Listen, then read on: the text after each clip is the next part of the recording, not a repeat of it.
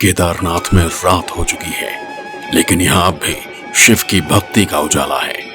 तापमान 2 से 3 degree Celsius. रात होने पर भी भक्त सोना नहीं चाहते, वो भगवान शिव की आस्था में डूबे रहना चाहते हैं।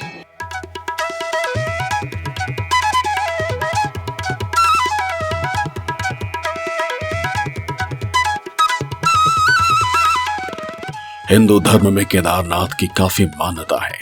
केदारनाथ और बद्रीनाथ धाम के दर्शन किए बिना 4 धाम पूरे नहीं होते हैं। केदारनाथ समुद्र तल से 3584 मीटर की ऊंचाई पर स्थित है। उत्तराखंड ही नहीं, भारत का सबसे विशाल शिव मंदिर। केदारेश्वर मंदिर को सर्वप्रथम पांडवों ने मंदिर बनवाया था, लेकिन वक्त के साथ मंदिर लुप्त हो गया। बाद में 8वीं शताब्दी में आदि शंकराचार्य ने एक नए मंदिर का निर्माण कराया। मंदिर के पीछे ही उनकी समाधि है। हिमालय के केदार पर्वत पर भगवान विष्णु के अवतार तपस्वी नर और नारायण ऋषि ने तपस्या की थी।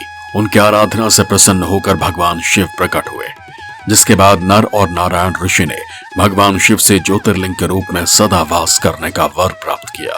पौराणिक कथा कहती है कि शिव और पार्वती यहाँ रहते थे और वो केदार की तरफ कभी कभार आया करते थे।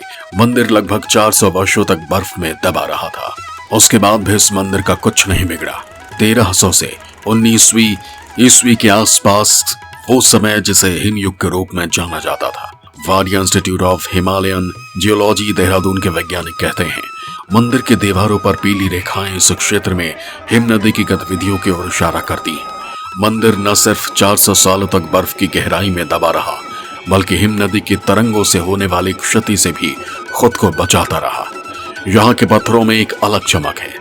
केदारनाथ पर जो रिसर्च हुई है उसमें भी पता चलता है कि मंदिर का डिजाइन करते वक्त निर्माताओं के मस्तिष्क में बर्फ और ग्लेशियर का खतरा भी रहा होगा। तभी उन्होंने प्राकृतिक आपदाओं के सामने मंदिर की मजबूती को सुनिश्चित किया होगा।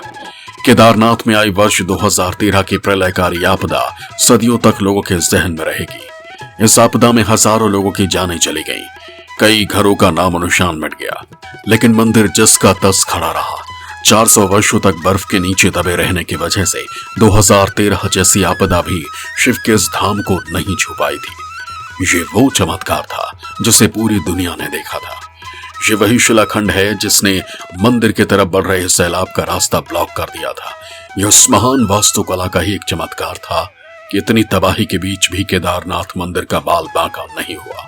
आस्था का ये धाम कटवा पत्थरों के भूरे रंग के विशाल और मजबूत शिलाखंडों से बना है। 6 फुट ऊंचे चबूतरे पर खड़े 85 फुट ऊंचे 187 फुट लंबे और 80 फुट चौड़े मंदिर की दीवारें 12 फुट मोटी हैं। इस धाम का यह भी रहस्य है कि इतने भारी पत्थरों को इतनी ऊंचाई पर लाकर कैसे मंदिर की शक्ल दी गई होगी।